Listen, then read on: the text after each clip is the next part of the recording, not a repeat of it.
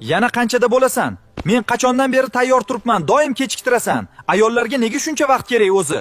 Bo'l tezroq. Voy, tayyorman deb turibdi-ya. O'zi shim ko'ylagini kiyib olsa tayyor bo'ldim deb o'ylaydi. Uning 8 ta qo'li bormi? Bolani ham tayyorlaydi, sumkani ham yig'adi, yana o'zi ham bezanadimi?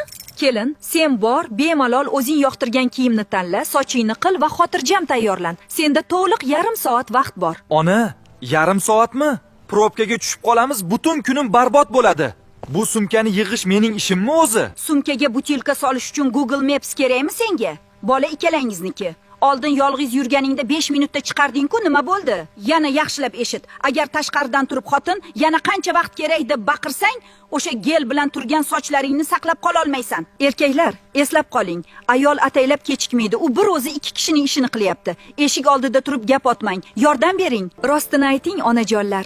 Ko'chaga chiqishga tayyorlanishda sizga ko'proq vaqt ketadimi yoki bolaga?